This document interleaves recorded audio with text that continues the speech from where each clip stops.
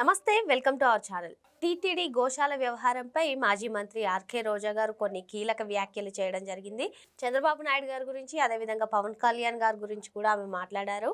మరి మొత్తానికి తిరుమలకు వెళ్లకుండా వారిని అడ్డుకుంటున్నారు పోలీసులు అని చెప్పి ఆమె అంటున్నారు. మరి నిజంగానే పోలీసులు అడ్డుకుంటున్నారా తెలుసుకునే ప్రయత్నం చేద్దాం. దీన్ని పూర్తిగా విశ్లేషించడానికి మనతో పాటుగా ఉన్నారు పొలిటికల్ అనలిస్ట్ రాహుల్ అయ్యర్ గారు. సార్ నమస్తే. నమస్తే అండి. టీటీడీ గోశాల వ్యవహారం ముదురుతుందని మనం చెప్పుకోవచ్చు సార్. మరి రోజా గారు దీనిపైన స్పందిస్తూ కూటమి ప్రభుత్వం అధికారంలోకి వచ్చిన తర్వాతే తిరుమలలో ఇటువంటి ఘటనలు ఎక్కువగా జరుగుతున్నాయని చెప్పి ఆమె అంటున్నారు. అదేవిధంగా ప్రభుత్వం పైన చంద్రబాబు నాయుడు గారి పైన, పవన్ కళ్యాణ్ గారి పైన కూడా కొన్ని కీలక వ్యాఖ్యలు చేయడం జరుగుతుంది. ఒక పక్క ఆమె మేము ఈ సవాల్ని స్వీకరించి నిరూపించుకోవడానికి వెళ్తుంటే పోలీసులు అడ్డుకుంటున్నారని ఆమె అంటుంది. మరి అదేవిధంగా తిరుపతి ఎస్పీ గారు వచ్చేసి పోలీసులు దురుసుగా ప్రవర్తించింది ఎక్కడా కూడా లేదు ఆయన స్పష్టత ఇస్తున్నారు. ఏం జరుగుతుంది సార్ మొత్తం? మనుషుల మీద గెలవలేక, అంటే మనుషులకి గెలవలేక మూగజీవాలను అడ్డు పెట్టుకొని గెలవాలని చూసే దుస్థితి మన ఆంధ్ర రాష్ట్రంలో చూస్తున్నాం. అంటే మొన్న అంటే స్టార్టింగ్ అండి, కూటమి ప్రభుత్వం వచ్చినప్పటి నుంచి వాళ్ళు చేస్తున్న ఆరోపణలన్నీ కూడా ఏదో ఒక రకంగా, ఏదో ఒక విధంగా వీళ్ళని తీసుకొచ్చి రోడ్డు మీద నిలబెట్టాలి, వీళ్ళని జనాలలోకి నెగిటివ్గా ప్రొజెక్ట్ చేయాలి. ఎందుకంటే అంత భారీ మెజారిటీతో గెలిచింది కదా. నేను ఎప్పుడూ పార్టీలో అతీతంగానే మాట్లాడతాను, ఆ పార్టీ ఈ పార్టీ అని కాదు, ఒక సిటిజన్గా మాట్లాడతాను. కానీ ఈరోజు నేను పార్టీల గురించి మాట్లాడుతున్నాను అంటే మీ దుస్థితి ఎంత దిగజారింది అంటే జంతువుల మీద, మూగజీవాల మీద మీ రాజకీయం నడపేంత దుస్థితికి దిగజారిపోయారు మీరు లాస్ట్కి. ఓకే, దానికి చిన్న ఎగ్జాంపుల్ ఈరోజు జరిగిన ఒక సిచ్యువేషన్. భూమన కరుణాకర్ రెడ్డి గారు ఏం చెప్పారు? తిరుమలలో గోశాలలో 100 ఆవులు చనిపోయాయి, దూడలతో సహా అసలు రక్తం కక్కుని చచ్చిపోయాయి, 3 నెలల ముందే చనిపోయాయి అన్న ఒక ఆరోపణ చేశారు. దానికి టీడీపీ నేత వాళ్ళు, కూటమిలో ప్రభుత్వం వాళ్ళు ఏం చెప్పారంటే, మేము సవాల్ చేస్తున్నాము, మీరు వచ్చి పరీక్షించండి, మీతో పాటు పోలీస్ వాళ్ళు ఉంటారు, ఎస్పీ ఉంటారు, మీరే కదా ఆరోపణ చేసింది, మీరు రండి, మేము ప్రూవ్ చేస్తాం, అక్కడ మీరు వీడియోలు తీసుకోవచ్చు, వీడియోలు ప్రచురించవచ్చు అని సవాల్ చేసింది. అంటే ఇలా రకంగానే కాదు, జనరల్లీ వాళ్ళు ఇప్పుడు అక్కడికి వెళ్తే ఖచ్చితంగా వాడు వీడియోలు తీసుకొని చూపిస్తాడుగా. వెళ్ళిన పర్సన్ ఎవరైతే ఉన్నారో అతను వెళ్ళి అక్కడ వీడియోలు తీసుకునే కదా అందరికీ చూపిస్తారు. సో నీతో పాటు 10 మందిని పర్మిషన్ గవర్నమెంట్ ఇవ్వలేదు కదా. ఎందుకంటే ఒక విషయాన్ని ఏదైతే స్మూత్గా నువ్వు సాల్వ్ చేసుకోవాలి అని ఆరోపణ చేశావో, ప్రభుత్వం కూడా సరేనయ్యా రా వచ్చి చెక్ చేయి, శ్యామలరావు గారు ఉంటారు, నాయుడు గారు ఉంటారు, ఎస్పీ ఉంటారు, నువ్వు ఎవరైతే ఆరోపణ చేశావో ఆ ఫోన్ పట్టుకొని రా, నువ్వు ఎక్కడి నుంచి అయితే నువ్వు మార్చావు ప్రెస్ కూడా ఉంటుంది, కానీ నువ్వు ఒక్కడికే రావాలి, నీకు ఒక్కడికే పర్మిషన్ ఇస్తామని చెప్పారు. పొద్దున్న లేచేసరికి నువ్వేం చేసావు? మొత్తం ఈ పార్టీ నాయకులు, కార్యకర్తలు, ఆమె పాపం పొద్దున నిద్ర లేచిందో లేదో తెలియదు, రోజా మేడం అసలు గబగబ వచ్చేసింది కారు వేసుకొని. అసలు ఎక్కడ నాకు దొరికిపోతానా నేను అని చెప్పి ముందు ఆమె భయం. ఎందుకంటే తిరుపతికి రోజుకి 10 సార్లు వెళ్తుంది, నెలకు కూడా కాదు, రోజుకే 10 సార్లు. అదేదో వాకింగ్కి కేబీఆర్ పార్క్ వెళ్ళి తిరిగి వచ్చినట్టుగా తిరుమలకి వెళ్ళి తిరిగి వస్తుంది ఆమె. నువ్వు కూడా అక్కడికి వెళ్ళేదైనా కల్తీ చేసి ఉండొచ్చుగా. ఈరోజు కింద కూర్చొని గవర్నమెంట్ మీద నిందలు వేస్తున్నావే, మరి మీరు గవర్నమెంట్గా ఉన్నప్పుడు ఏం చేశారు? టీటీడీకి ఫుడ్ సరిగ్గా ఉందా తిరుమలలో? అసలు తిన్నారా? వెంగమాంబ అన్నసత్రంలో నిత్యాన్నదానం, కొన్ని లక్షల మంది అన్నం తినేవాళ్ళు. తిరుమలలో అన్ని షాపులు ఎందుకు వచ్చాయి? అక్కడ తింటున్నారు ఫుడ్, అన్నదానంలో ఎవరు తినేవాళ్ళు కాదు. సాంబార్ రైస్ పెడతావా తిరుమలలో? అన్నం పెట్టి సాంబార్ రైస్ దగ్గర సాంబార్ రైసు, రసం అన్నము, కర్డ్ రైసు పెట్టావు, స్పెషల్ అన్నావు. తిరుమలలో స్పెషల్ ఏంటి ప్రసాదానికి? ఇవన్నీ కడుపులో బాధ. దేవుడి దర్శనానికి వెళ్ళినప్పుడు దేవుడి ప్రసాదంగా స్వీకరిస్తారు అక్కడ ఏం తిన్నా కూడా. మీ పార్టీలో ఉన్నప్పుడే కదా తిరుమలలో నాన్ వెజ్ తింటున్న వాళ్ళు దొరికారు. మీ పార్టీలో ఉన్న అధికారంలో ఉన్నప్పుడే కదా తిరుమలలో మద్యం సేవిస్తూ దొరికారు. మీ పార్టీ అధికారంలో ఉన్నప్పుడే కదా తిరుమలలో చూడకూడని దృశ్యాలు కూడా మనం చూసాం. అప్పుడు ఎవరు నోరెత్తి మాట్లాడినా మీరు వాళ్ళ నోర్లు ముయించారుగా. మనం చూస్తున్నదే కదండి, నేనేం కల్పించేం చెప్పట్లా. ఏదైతే ఆ 2019 నుంచి 2024 వరకు జరిగిందో అది మేము కళ్ళకు కట్టినట్టు చూసిందే నేను చెప్తున్నాను. అవి లేవని వాళ్ళని ప్రూవ్ చేయమని చెప్పండి. ఏ కార్యకర్త అయినా ఆ పార్టీని ఎవరైతే నమ్ముతున్నారో వాళ్ళైనా కూడా ఇప్పుడు నా దానికి చెప్పమని చెప్పండి. ప్లస్ నువ్వు ఏనాడైనా సతీ సమేతంగా వెళ్ళి స్వామివారి బ్రహ్మోత్సవాల్లో కానీ, సాలకట్ల బ్రహ్మోత్సవాల్లో కానీ ఎప్పుడైనా సరే వెళ్ళి సతీ సమేతంగా బట్టలు సమర్పించావా? మాడవీధుల్లో చెప్పులు వేసుకొని తిరిగారు, చూసామా దృశ్యం? మామూలుగా మనం వెళ్తేనే మాడవీధుల్లో మనం చెప్పులు వేయం, దేవుడు సంహరించే ప్లేస్ అది అని. ప్రతి పౌర్ణమికి దేవుడు గుళ్ళో ఉండడు, గరుత్మంతుడి వాహనం మీద బయటకు వస్తాడు. ఆ రోజు పౌర్ణమి రోజు గరుత్మంతుడి వాహనం మీద నీతో పాటు వచ్చే కార్యకర్తలందరూ చెప్పులేసుకొని తిరిగారు కదా మాడ వీధుల్లో. మన కళ్ళాననే చూసాంగా. ఇప్పుడు ఎక్కడ నువ్వు కూర్చొని రోజా గారు ఈరోజు సనాతన ధర్మం గురించి మాట్లాడే పవన్ కళ్యాణ్ గారి మీద నువ్వు ఆరోపణలు చేస్తున్నావే, మీ పార్టీలో ఉండే వాళ్ళ ముందు సనాతన ధర్మం అంటే మీనింగ్ తెలుసుకోమని చెప్పండి డిక్షనరీలో, తర్వాత నువ్వు వ్యాఖ్యలు చేద్దు.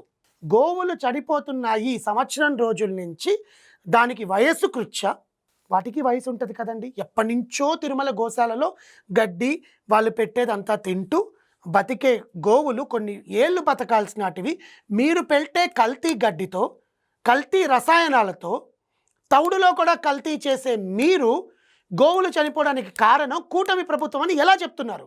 లడ్డులో కల్తీ చేశారు, దాన్ని ప్రూవ్ చేయడానికి వస్తే స్టే చేసుకున్నారు. మళ్ళీ వచ్చి ఈరోజు గోవులు చనిపోతున్నాయి దానికి కూటమి ప్రభుత్వమే కారణం అంటారు. కూటమి ప్రభుత్వం కారణం ఏంటి? ప్రభుత్వం వచ్చే 9 నెలలు అయింది, ఇంకా 3 నెలల్లో సంవత్సరం అవుతుంది. కానీ సంవత్సరం ముందు నుంచి గోవుల సంఖ్య తగ్గిపోతోంది. గోవులకు ఎక్కడ రక్షణ కల్పించారు? గోవులను తీసుకుని వెళ్ళి అమ్మేస్తున్నారు. అప్పుడేం చేశారు మీ ప్రభుత్వం? ఆంధ్రాలోనే ఎంతమందిని లారీలలో గోవులు ఎక్కించుకోవడం మనం చూడలేదండి. ఎంతమంది పోరాడారు దాని గురించి? గో సంరక్షణ అని చెప్పి ఎంతమంది నినాదాలు చేశారు.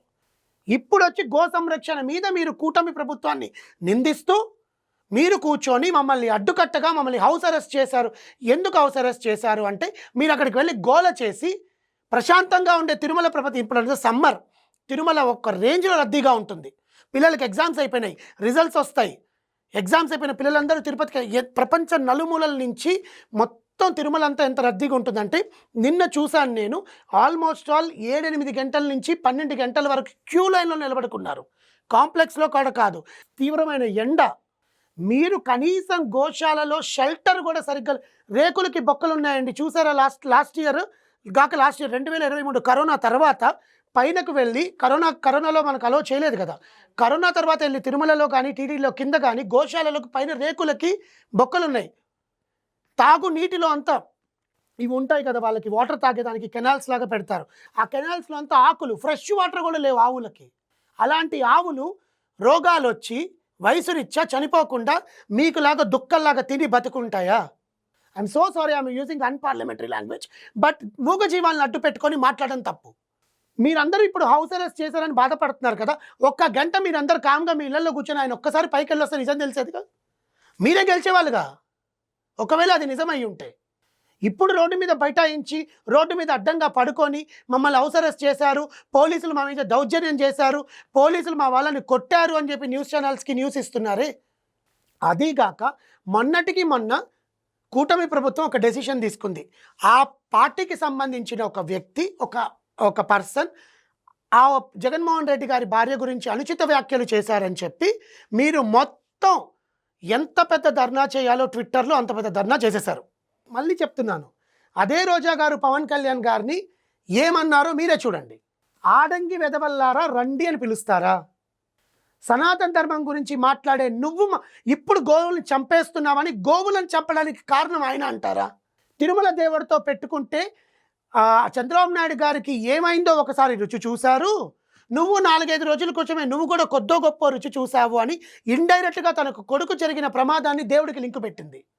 ఏనాడైనా తిరుమల కొండకెళ్ళి ₹1 దానం చేయని నువ్వు ఈరోజు వచ్చి దేవుడికి లింకు పెట్టి ఇద్దరు మనుషుల జీవితాలని లింకు పెడుతున్నావు నువ్వు. అది కూడా సనాతన ధర్మం పేరుతో ఇలాంటి వాళ్ళనందరినీ ప్రక్షాళన చేస్తున్న ప్రభుత్వాన్ని నువ్వు నిందిస్తున్నావు. మనిషి చనిపోతేనే మనకి ఇంత బాధ ఉంటే, మూగజీవి చనిపోతుంటే ఎవరికైనా ఎంత బాధ ఉంటుందండి? అది పాలిచ్చే తల్లి. గోవులో సకల దేవతలు ఉంటారంటారు. అలాంటిది తిరుమలలో స్వామివారి చెంత అంత పవిత్రంగా చూసే గోవులని మీరిచ్చే మెడిసిన్స్ వల్ల, ఈరోజు అనిత గారు చెప్తున్నారు, దాంట్లో కల్తీ మెడిసిన్స్ వల్లనే చాలామంది ఆవులు చనిపోయాయండి. 43 మంది ఆవులు చనిపోయాయి. ఇది సంవత్సరం ముందు నుంచి. దాంట్లో కొన్ని వయసురీత్యా ఉన్నాయి, కొన్ని కల్తీ. వాళ్ళు తినే ఫుడ్లో ఆవు జన్మించాక దూడకి పాలు ఆవే ఇస్తుందిగా, తను తినే ఫుడ్డే కదా లోపల డైజెషన్ అయ్యి పాలుగా వస్తాయి. ఆ గోమాత ఇచ్చే పాలు అంత ప్యూరిటీగా లేకుండా మీరు పెట్టే ఫుడ్ వల్ల ఇట్లా అయ్యింది. దాని గురించి ఎందుకు మాట్లాడట్లేదు? ఇప్పుడు నివేదిక పెట్టి మీరు ఎక్కడి నుంచి తెస్తున్నారు, దాంట్లో ఏం కలుపుతున్నారు, ఏం రసాయనాలు పెడుతున్నారు అని చెప్తే అందరి నోర్లు మళ్ళీ వెళ్ళిపోయి స్టే తెచ్చుకోవడము, మమ్మల్ని దూషించారని చెప్పి అందరు ఎవరి డోర్లు వెళ్ళి క్లోజ్ చేసుకుంటారు. That is what happen in laddu issue. వీళ్ళే మళ్ళీ నోరు తెరుస్తారు, వీళ్ళే మళ్ళీ వాళ్ళ నోర్లు మూసేసుకుంటారు. చూసే జనాలకైనా తెలియదా అండి? తిరుమలకి ప్రతిసారి వెళ్తారు, అక్కడికి వెళ్ళిన ప్రతి ఒక్కరు గోశాల ఎక్కడుందో వెళ్ళి చూసుకొని వాళ్ళకి తోచినంత 100 రూపాయలు 200 ఇచ్చి వాడికి గడ్డి పెట్టండి ఇది పెట్టండి అని చేస్తారు. ఆ డబ్బుల్ని వెనకాల నువ్వు వేరే ఇన్వెస్ట్మెంట్ చేసుకొని వాటికి నాసి రకం ఫుడ్ పెట్టి అవి తినే గడ్డిలో కూడా నువ్వు కలుషితం చేస్తున్నావంటే ఇంకా దేవుడు మిమ్మల్ని క్షమిస్తాడా, మమ్మల్ని క్షమిస్తాడా? అసలు గోవులను ఎలా సంరక్షించుకోవాలని తెలియని ప్రభుత్వంలో మేమున్నాం 5 ఏళ్ళు. మనుషుల్ని కాదండి, జంతువులను ఎలా సంరక్షించుకోవాలో అలాంటి దాంట్లో ఉన్నాం. పచ్చని కొండ వైజాగ్లో ఎంతమందికి నీడిచ్చి ఉండేదండి, దాన్ని పగలు కొట్టి ప్యాలెస్లు కట్టారు. ఎవరికి ఉపయోగం? రోడ్లన్నీ డివైడ్ చేసేసి చెట్లన్నీ నరికి సమ్మర్ వస్తే కుక్కలు పడుకోవడానికి కూడా చెట్లు లేకుండా చేసింది ఆ ప్రభుత్వం. రోడ్డు 4 లైన్ 6 లైన్ అని చెప్పి. ఇప్పుడు ఆఖరికి గో సంరక్షణ మీద మీ పార్టీ వాళ్ళే ప్రశ్నిస్తే మేము ప్రూవ్ చేసుకుంటాము, మీ ఆయన రమ్మని చెప్పండి అంటే మందలుగా వచ్చి పైన రచ్చ చేయాలని మీరు డిసైడ్ అయ్యి మేము స్టాప్ చేస్తే దాన్ని పట్టుకొని వచ్చి కావాలని మమ్మల్ని చేస్తున్నారు. కావాలని ఇష్యూ మీకేంటి? గో సంరక్షణ మీద మాకు డౌట్ ఉంది, అవి జరుగుతున్నాయి, దీనికి కారణం మీరే నువ్వు ఆరోపణ వేసినప్పుడు ధైర్యంగా ఒక మనిషి వెళ్ళి ప్రూవ్ చేసుకుంటారా? మేము నిజాన్ని ఏమి మార్చలేంగా, నీతో పాటు ప్రెస్ ఉంటుంది, పోలీసులు ఉంటారు, అందరూ ఉంటారుగా. నిజం ఎవ్వరూ మార్చలేరు.